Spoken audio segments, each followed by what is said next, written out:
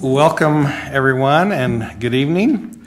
This is the September 4th, 2018 Ogden City Council meeting. Let the roll call reflect that all council members are present tonight. We will turn the time to Vice Chair Nadolski for the Pledge of Allegiance. Chair Heyer, if you'll please rise and join me in the pledge. I pledge allegiance to the flag of the United States of America and to the republic for which it stands, one nation, under God, indivisible, with liberty and justice for all. Thank you.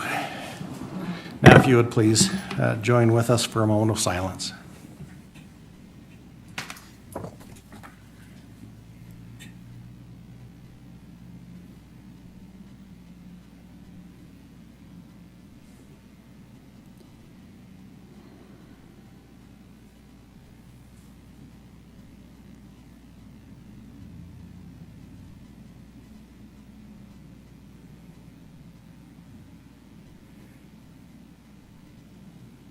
Thank you. I did neglect to welcome former council member Jesse Garcia with us tonight. He comes from time to time, so I kind of forget that maybe we ought to recognize you when you do come, but thank you for being here. We do have a few recognitions. One for Mr. Jeff Spencer and I guess in general, Kent's Sports Store, who has been a staple in our community for a long time. We've asked Councilmember White if she would represent us in that recognition. I would love to do that. So this recognition from the Ogden City Council and Mayor proudly recognizes Jeff Spencer for providing invaluable contributions to the Ogden community. First opened in 1949, Kent Sports Store has provided Ogden residents with access to outdoor recreation and sporting goods with a friendly local touch. Jeff Spencer began working at his family business in 1976 and took over as the owner and manager of the establishment in 1989. After 69 years of serving Ogden, the store has closed its doors as Jeff decided to retire. The patrons of Kent Sporting Store were always met with friendly smiles and a trustworthy handshake. We thank Jeff and his family for the years of service they provided to the Ogden community and congratulate him for his successful career as a local entrepreneur. As Jeff enters retirement, we wish him the best as he begins a new adventure in his life. Presented this 4th day of September 2018, signed by Chair Heyer and the Mayor.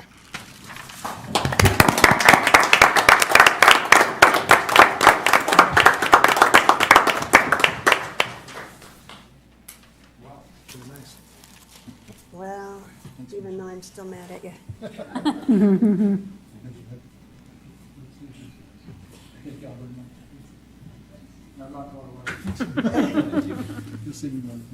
Why don't you folks come up too? We're going to take a photo, and you guys are here, so come on up.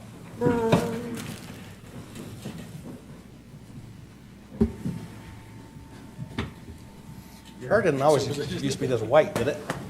No. Yeah.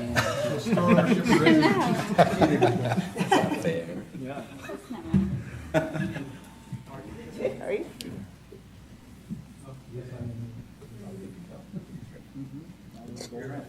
Can you see that?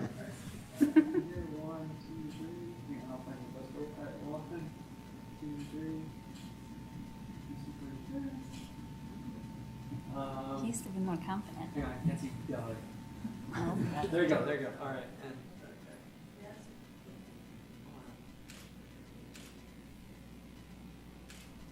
Okay, one of those is bound to work. So We would like to hear from you for a second. Yeah.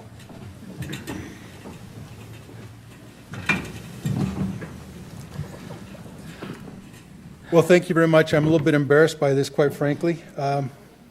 Any honor belongs to my grandparents who established and set up the store. You know, shortly after returning from World War II, my grandfather finished his college career and did some at Weber State and then finished up with BYU and opened a store on 9th Street. They moved three different places before settling on 3rd Street in 63. So any honor belongs to them. I'm grateful to be here. I'm not going to go away. You can see other things from me in the future, I'm sure. The council, some of you have heard from me in the past because I'm involved with Weaver County with getting shooting ranges started in the county, and we've got the first phase of the archery component open in West Ogden, so we're really excited about that. So thank you very much for this honor. I'm very grateful for a family that supported me, helped me, and for the support I've had from Ogden City. Thank you very much. Thanks, Jeff.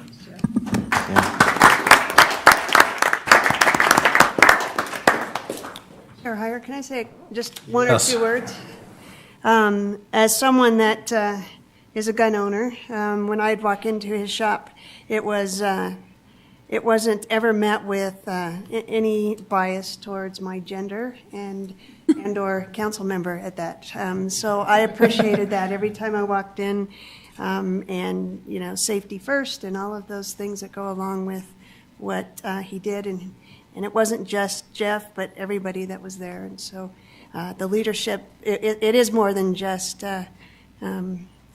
you, Jeff. It's your whole entire team, and I really appreciate that you were the leader of that team. So thank you. Yeah, it was. I was at a very young Still mad age. at him. I was a very young person when I got acquainted with Kent's, and that's where my first bike came from. My parents and the Stangers were friends, and I grew up going in there quite frequently, and it was always a very friendly place. I loved the feel that was in there. I mean, it's not organized like some stores, but they've got everything, and I very much. I'm sad you're closing. I wish you can figure out a way to continue that on to another generation or something, but we certainly respect your plans to do what you want to do in the future. But Mr. anyway, Chair. thank you so much for being a part of our city. It's been very nice. I'd like to also state that Ken and Ivona and our family's been associated with about the last 15, 20 years. They're just top-notch individuals. Kent was precise, and he knew exactly everything had to be in order and correct. And he is a stickler for that. And I really admire him. Whenever I needed something done, I'd call Kent, and I said, Kent, we need to go over and do this. And he says, okay. And we'd go over and do that. So that was the type. Linda was the one, and that's Jeff's mother. Linda Spencer was the one that assisted me on several occasions with the Ogden Pioneer Days Parade. And so our family goes back a long, long ways, and I'm sure you have that same traditions in your family. To Kent and Ivona, family was the premier individual and importance. And that's what they showed, and that's what they have in their family. So, Thank you. Okay. Next item on our agenda tonight is the Hispanic Heritage Month. This is recognition. We get a two for today. Two council members get involved with this one. We've asked Councilmember Lopez if he would read the version in Spanish, and Councilmember Choburka will take care of the English version. We'll start with the Spanish one, and if you'd go start top to bottom, we won't try and do that alternating. Yeah. Okay? Right. Yeah. That didn't work so good last year. I agree. All right, well, thank you, and thanks for giving me the opportunity to continue this now very neat tradition of the council to have this proclamation every year. I really appreciate the support in doing these, and so I hope that we have a lot of Spanish-speaking people watching these, so this long reading Spanish is worth the time. So here we go. Esta es una proclamación conjunta del Ayuntamiento de la Ciudad de Ogden y el alcalde, declarando el 15 de septiembre al 15 de octubre del 2018 el mes de la herencia hispana en la ciudad de Ogden. Mientras a lo largo de la historia de Ogden, gente llega de todas partes del mundo para llamar esta comunidad su hogar, esta rica diversidad en nuestra comunidad nos distingue de todas las otras ciudades en Utah. Tener una población diversa enriquece nuestra comunidad y sirve como uno de nuestros mayores beneficios. Mientras los individuos y las familias que son hispano-latina y viven en Ogden tienen una influencia profunda y positiva en nuestra comunidad, a través de su firme compromiso con la familia, la fe, el trabajar duro y el servicio. Mejoran y dan forma a nuestra comunidad local con las tradiciones que reflejan sus orígenes multiétnicas y multiculturales. Y mientras los hispanos y latinos de Ogden fortalecen nuestra comunidad y traen mucha promesa para nuestro futuro a través de sus contribuciones culturales, sociales, económicas y de caridad significativas, el mes de la Hispanidad celebra las historias, culturas y contribuciones de los residentes cuyos antepasados vinieron de México, Centro y Sudamérica, España y el Caribe. Y mientras en 1968 el Congreso de los Estados Unidos y el presidente Lyndon B. Johnson aprobaron la primera resolución para celebrar la Semana de la Herencia Hispana, este reconocimiento fue ampliado por el presidente Ronald Reagan para incluir una celebración de un mes, del 15 de septiembre al 15 de octubre. Estas fechas fueron seleccionadas para coincidir con el Día de la Independencia de 8 países: Costa Rica, El Salvador, Guatemala, Honduras, Nicaragua, México, Chile y Belice. Y mientras este mes conmemorativo rinde homenaje a la influencia y el impacto de los hispanos y latinos en todas las esferas de la sociedad, conmemorando el mes de la herencia hispana nos da a cada uno la oportunidad de enorgullecernos de estas raíces y ayudar a promover la rica diversidad que estas culturas tienen que ofrecer. Por lo tanto, el Ayuntamiento de Ogden y el alcalde Michael P. Caldwell proclaman el 15 de septiembre al 15 de octubre del 2018 el mes de la herencia hispana. En la ciudad de Ogden expresamos nuestra sincera gratitud y reconocimiento hacia LUPEC, Latinos Unidos promoviendo la educación y la participación cívica, a la Universidad de Weber State, el Colegio ATC, a todos los demás dentro de nuestra comunidad que están trabajando para abrazar culturas hispanas latinas y mejorar la integración de los inmigrantes. Un evento de celebración de la herencia hispana se llevará a cabo en el Union Station de Ogden el 15 de septiembre del 2018. En este evento se destacarán las culturas representadas en nuestra comunidad. Los residentes disfrutarán de música en vivo, bailes, comida auténtica y educación cultural. Animamos a los residentes a celebrar este mes especial en reconocimiento de las generaciones de hispanos latinos que han influido positivamente y enriquecido nuestra comunidad y nación. Thank you. Very good. Your tongue's okay, right? Mine is not going to sound as good, yes.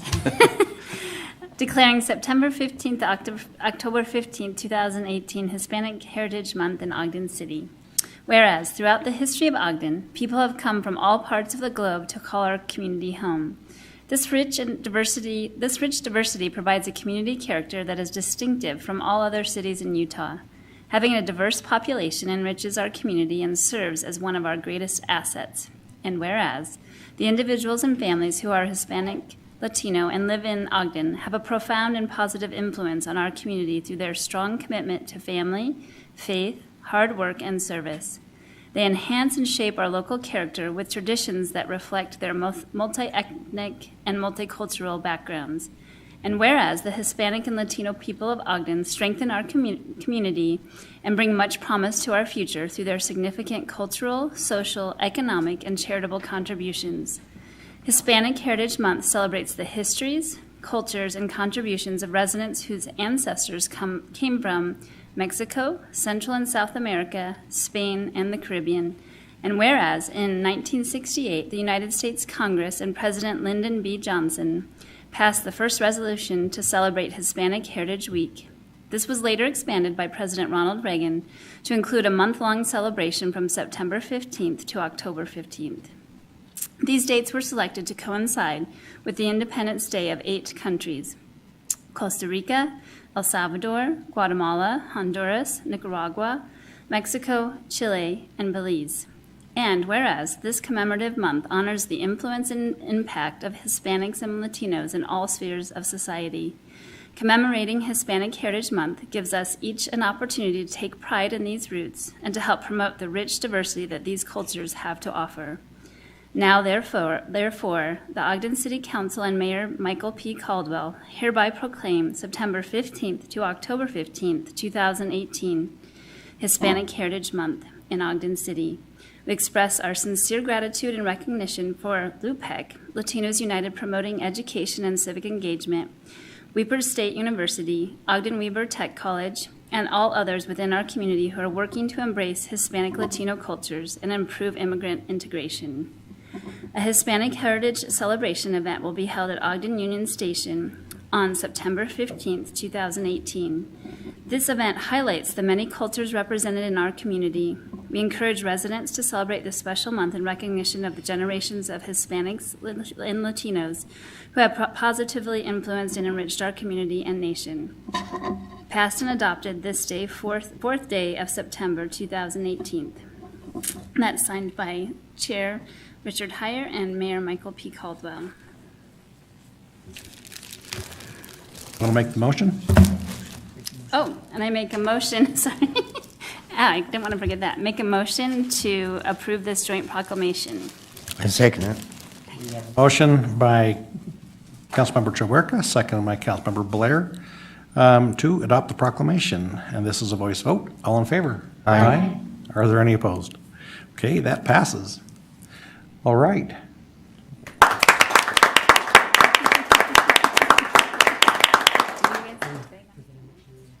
Why don't, Just ask me to come Do you want to come up? yeah, Jesse and Azanet, why don't you both come As up? also representative of the Diversity Council, Yeah, the Commission, Diversity Commission, and Liv. As in it, just about every committee I there know, is. she's part of everything.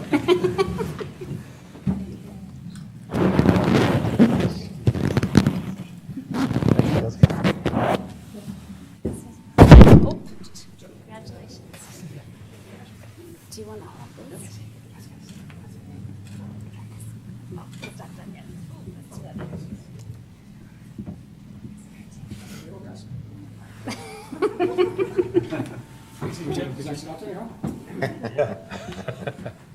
Okay.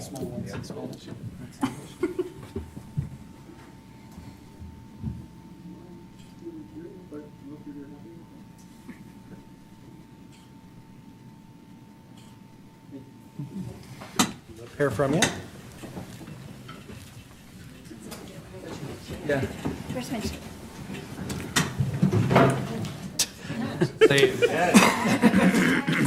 We're getting better. Heavy. I just want to thank the city council for making this a yearly tradition. I forgot, has it been 4 years, this first one? I can't remember. But this time it was particularly meaningful that you started reading the proclamation in Spanish. I think that, again, speaks to that this is not just a formality, that the Ogden City Council is doing things in addition to the proclamation, but really reaching out to the community and trying to be thoughtful of ways to integrate the community. And we have noticed and we appreciate it, and we continue to look forward to finding new ways and making it even more meaningful and stronger. Thank you. I just want to say, as a former council member and a member of this community since 1953, I am the second generation in Ogden, and now in Ogden, in my same family, we're now raising the fifth generation. So thank you all very much. Thank you.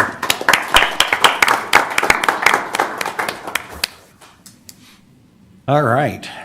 I think Spanish is quicker. You Just sounds, something about it, It sounds a flows lot better. better. Yeah.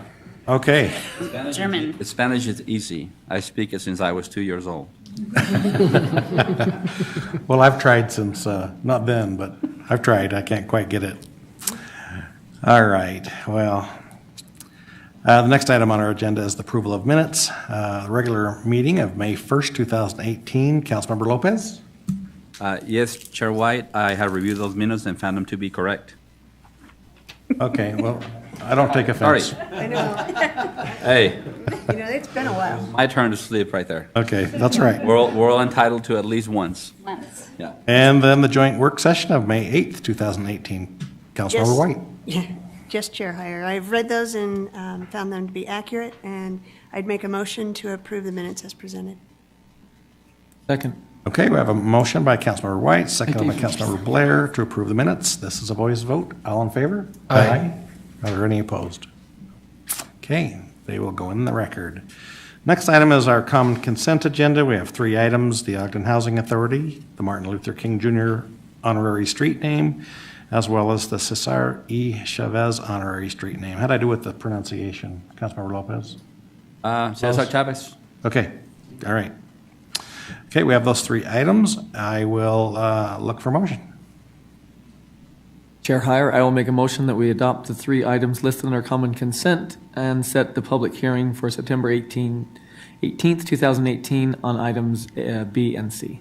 I second it. I have a motion by Councilmember Blair, seconded by Councilmember Stevens, to approve the common consent items and set the public hearing on items B and C. This is a voice vote. All in favor? Aye. Are there any opposed? Okay, next item is the report. Yes. Oh, sorry, Yeah, never something. mind. Never mind. Okay. Reports from administration, the Bonavista Vista Water Improvement District boundary adjustment. Kenton will be presenting this with Mark there to answer any questions he can answer. Thank you. Welcome, Mr. Moffett. Pleasure to be here. Chair Heyer, members of the council, appreciate your time this evening. Appreciate Mayor Caldwell, Mr. Johnson, for allowing me to represent the administration on this item that we have before us today. This is essentially what we're proposing is a joint notice of intent with Bonavista Vista Water District to adjust the boundaries between Bonavista Vista Water District and Ogden City. And this would set the public hearing that would be held in December to go forward with that boundary adjustment.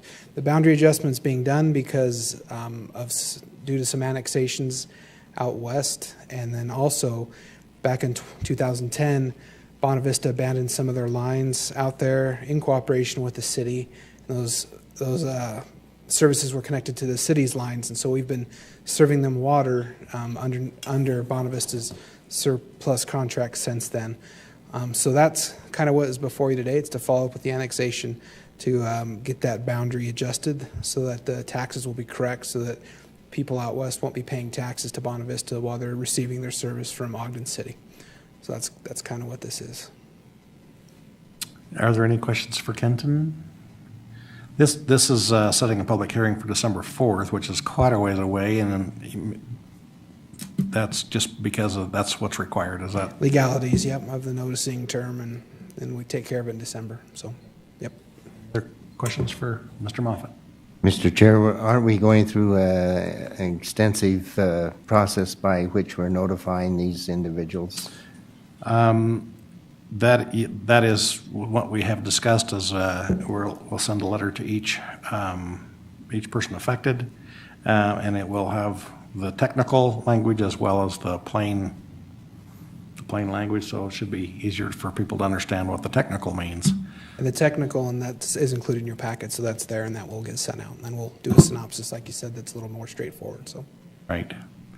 Hopefully that will answer all the questions, and I guess if there's any concerns, there will be contact information that people can contact someone to get their questions answered prior to that meeting. Absolutely. Okay.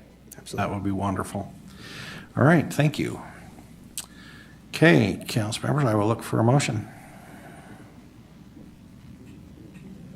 Chair Heyer, I make a motion that we adopt proposed resolution 2018-14 and set the public hearing for December 4, 2018. I'll second it. We have a motion by Councilmember Lopez, second by Councilmember Blair, to set the public hearing for December 4th concerning resolution 2018-14. This is a roll call vote. Councilmember Blair. Aye. Councilmember Chaburka. Aye. Councilmember Lopez. Aye. Councilmember Stevens. Aye. Councilmember White. Aye. Vice Chair Nadolski. Aye. Chair Heyer. Aye. That passes. We'll look forward to that public hearing in December. Next item on our agenda is public comments, and this is an opportunity for you to address the council regarding any concerns or ideas on any topic. Me again. Okay. No concerns, just want to. You got to give us your name. We don't know who you are. Jesse Garcia. Actually, I had to go to Jesus now, so it's Jesus Garcia. But anyway, I just wanted to thank you for entertaining the extension of the MLK and Cesar Chavez streets. It's been a long time coming. Dr. Crawford and I started this many, many years ago. And back then, it just was not the climate to extend them. There was a lot of controversy, so mid-meeting, I just went ahead and amended it so we could pass it. But anyway, thanks for that consideration, and I hope to have your positive vote. Thank you. Thank you. Appreciate you and Dr. Crawford's efforts in this. You've put a lot of shoe leather into it yourself, so thank you. Anyone else? Okay, seeing no movement. Comments from the mayor? Sure, just a couple quick ones. Councilmember Lopez, I appreciate you reading that in Spanish. That goes a lot smoother than a lot of us trying to struggle through that, and I think it comes across really authentically, and we're certainly happy to celebrate that. And then I would just ask for all of your goodwill and wishes. I fly to D.C. tomorrow to pitch the BRT project to the FTA, and there'll be a quick turnaround, fly out tomorrow, back on Thursday. But hopefully we get to plow a lot of ground in Washington, D.C. and get that federal match. So we'll go to work on that, and I'll report back as soon as we're done. So thank you very much. And then we did have a question that came up about the algae bloom. And so I'm going to invite Kenton up to talk about that briefly, and then I'll pass it off and turn off my hot mic. Great, thank you. He's our algae specialist.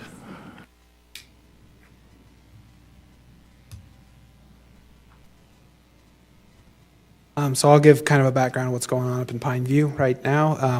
We've actually been fighting with it for about 4 weeks now. There's an algal bloom going on up there. I want to just, there's different types of algae blooms. There's a toxic algal bloom, and then there's your typical harmful algal bloom. I don't know if harmful is typical, but so what we're dealing with up there is not a toxic algae bloom. That's important to note. We have been testing it for the last 4 weeks. We took a test today again, and we should have the results of that tomorrow. Regardless of what type of algae bloom it is, it will not make it through the filters of the treatment plant, so there's no risk to the drinking water of the city by these algae blooms. The one thing it does do is it makes it a lot harder to operate the treatment plant. So we have been fighting with that for the last month or so.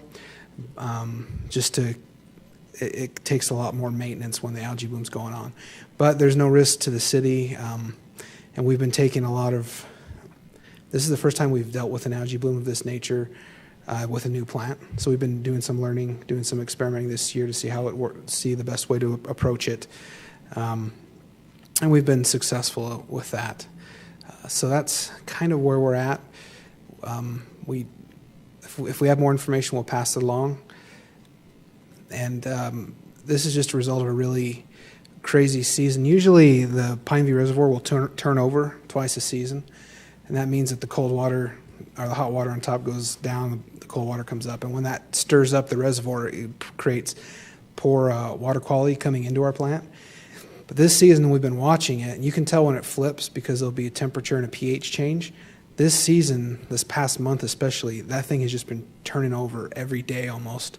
So that has just churned up a lot of stuff that again, it doesn't pose a risk to our water system, but it is an operational nightmare.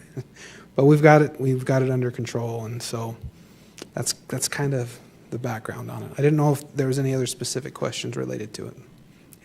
Thanks for being on top of it.